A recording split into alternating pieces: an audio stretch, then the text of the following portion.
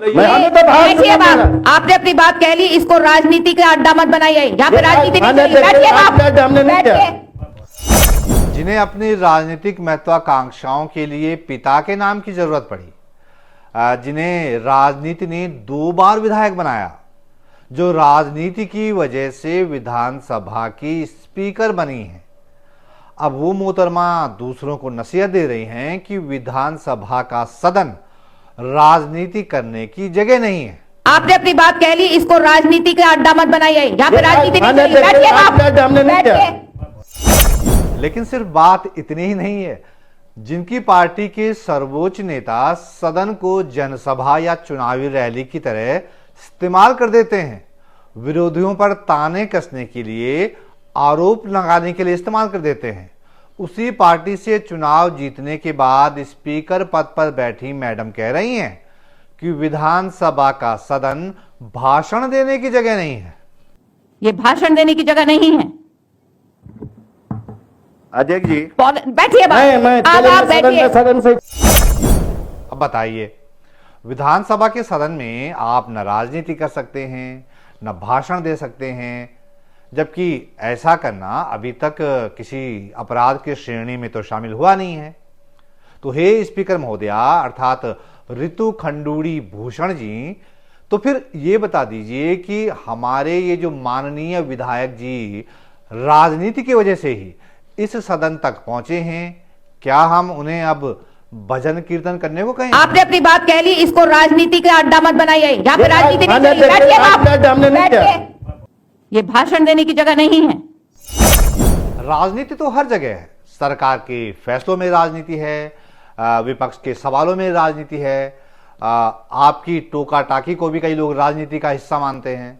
यहां तक कि गालीबाज मंत्री भी तो राजनीति कर रहे हैं। और स्पीकर महोदया विपक्ष के विधायक को कह रही हैं कि ये राजनीति का अड्डा नहीं है।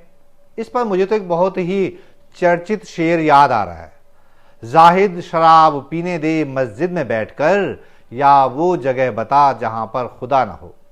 अरे भाई स्पीकर साहिबा, जब एक दिन पहले इसी सदन में आपकी ही मौजूदगी में कैबिनेट मंत्री प्रेमचंद अग्रवाल पहाड़ियों को गाली दे रहे थे, उन्हें साले पहाड़ के लोग कहकर संबोधित कर रहे थे, तब तो आपने ऐसे तेवर नहीं दिखाए, तब तो आप नहीं तमतमाई, ऐसा रौद्र रूप नहीं दिखाया, तब तो आपने नहीं कहा कि इसे राजनीति का अड्डा मत बनाइए या यहां भाषण मत दीजिए। हो सकता है कि आपको प्रेमचंद अग्रवाल के वो नफरती बोल ढंग से सुनाई न पड़े हों, तो चलिए हम सुनवा देते हैं आपको। आप ये विषय हो जाएगा बाद में, पहले इसी में बात हो जाए। मतलब कोई बात है क्या? मतलब पहाड़ी देश से क्या ये उत्तराखंड किसी ने पहाड़ के लोगों के लिए बना जो, और पहाड़ में है कौन? कोई मध्य प्रदेश से आया, कोई राजस्थान से आया, कोई कहीं से आया। सुन लिया ना, अपने बद्रीनाथ के कांग्रेस विधायक लखपत बुटोला सदन में कैबिनेट मंत्री प्रेमचंद अग्रवाल के इसी बयान पर तो नाराजगी जता रहे थे। अरे भाई वो यही तो कह रहे थे कि इस सदन में पहाड़ के लोगों को गाली दी जा रही है, वो भी उस मंत्री के द्वारा जो कि संसदीय कार्य मंत्री है। संसदीय आचरण बनाए रखना उसकी पहली ड्यूटी है। लेकिन आपका पारा क्यों चढ़ा? स्पीकर तो पूरे सदन का होता है, सरकार का थोड़ी होता है। और पहाड़ का अवहेलना की जा रही, पहाड़ को गाली दी जाएगी सदन के अंदर, हम कैसे सुन सकते हैं? हमें लोग बाहर आने नहीं दे रहे, लोग हमको पहाड़ से गालियां दे रहे हैं कि आप सदन में जाके सुनना चाहते हैं, और यहाँ सत्ता पक्ष के लोग भी बैठे, आप अपने क्षेत्र में जाके दिखाइए। जिस तरह से पहाड़ के लोगों को गाली देने का काम किया जा रहा है, क्या बर्दाश्त किया जा सकता है? कैसे करके हमने ये राज्य लिया है? क्या उसमें हमारी साधत नहीं है?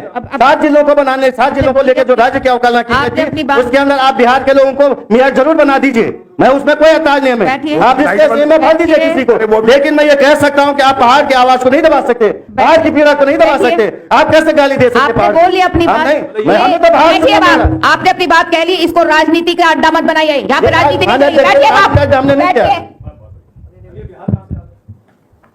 वो तो 3 घंटे लाइट बंद कर दी थी इसलिए। आपने जब अपनी बात कह ली और मैं आपको कह रही हूं बैठने के लिए, ये भाषण देने की जगह नहीं है।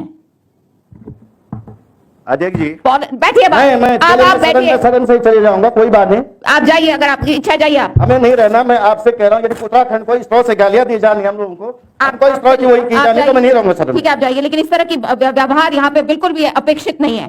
किसी भी विधायक से इस तरह के व्यवहार की अपेक्षा नहीं की जा सकती है। तो स्पीकर साहिबा कह रही हैं कि विधायक से इस तरह का व्यवहार यहां पर अपेक्षित नहीं है।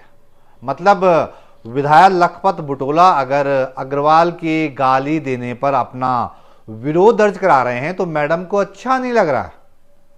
हाँ, लेकिन अगर कोई मंत्री पहाड़ियों को गाली दे रहा है तो वो अपेक्षित है। उस पर स्पीकर महोदया न जाने क्यों क्रोध दिखाना भूल गई, न जाने लाल आंखें करना क्यों भूल गई। बैठिए आप, हमने नहीं किया। बैठिए। सोशल मीडिया पर देख रहा हूं कि लोग पहली बार के विधायक लखपत बुटोला की जय जय कर रहे हैं। कोई तो पहाड़ी विधायक निकला जिसने गालीबाजों के खिलाफ सदन में अपना प्रोटेस्ट दर्ज कराया और पेपर फाड़कर सदन से बाहर निकल गए। सदन से चले जाऊंगा, कोई बात नहीं। आप जाइए, अगर आपकी इच्छा जाइए आप। हमें नहीं रहना। मैं आपसे कह रहा हूँ यदि उत्तराखंड को इस तरह से गालियां दी जानी हम लोगों को, हमको इस तरह की वही की जानी, तो मैं नहीं रहूंगा सदन। ठीक है, आप जाइए। स्पीकर ऋतु खंडूड़ी भूषण जी अपने इन तेवरों की वजह से सोशल मीडिया पर वायरल हो गई है। लेकिन मैडम अब तो प्रेमचंद अग्रवाल ने भी माफी मांग ली।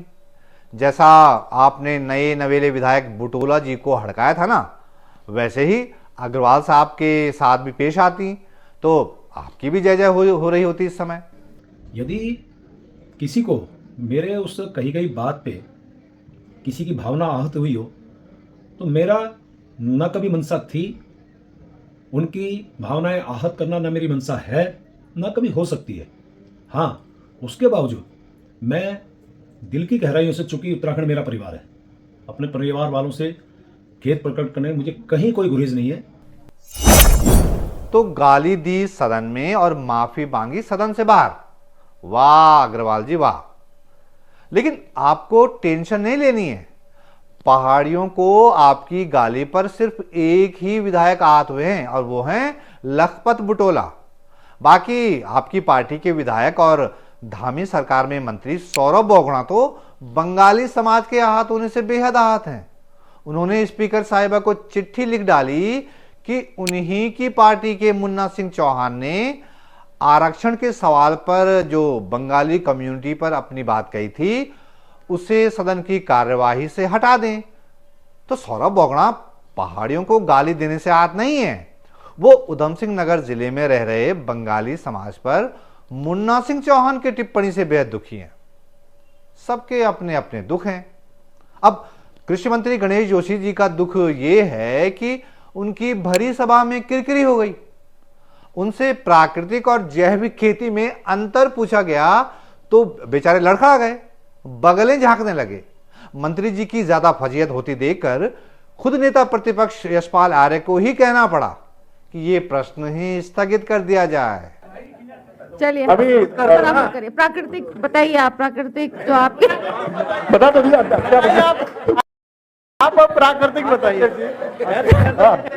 प्राकृतिक है क्या, ऑर्गेनिक जैविक है कि प्राकृतिक? मान्य अध्यक्ष जी, मान्य अध्यक्ष जी, माननीय अध्यक्ष जी, प्रश्न का उत्तर नहीं दे पा रहे मंत्री जी, कृपया इसको बताइए, आप बताइए। देखिए आप बताइए, नहीं तो फिर माननीय अध्यक्ष जी कृपया इसको स्थगित करने का कष्ट करें।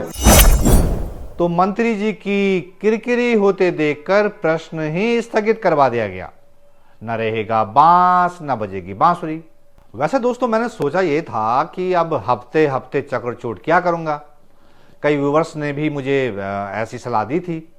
लेकिन दोस्तों हमारे राज्य की राजनीति से इतना कंटेंट निकल रहा है कि ये चौथी चक्रचूट करने से रहा नहीं गया। लेकिन दोस्तों मेरे इस कंटेंट को ना आपका सपोर्ट चाहिए। ये मैं अपने यूपीआई का QR कोड आपसे शेयर कर रहा हूं, इसे स्कैन करिएगा और जितना भी हो सके छोटी मोटी जो भी आप मदद कर सके कर दीजिएगा। इससे जो है अच्छा कंटेंट देते रहने में मुझे मदद मिलेगी और हमारा हौसला भी बढ़ेगा। और जाते जाते याद दिला दूं कि वीडियो को लाइक करना है, शेयर करना है, चैनल को सब्सक्राइब भी करना है, बेल आइकन भी प्रेस करना है और जल्द एक नए वीडियो के साथ हाजिर होऊंगा। तब तक के लिए नमस्कार।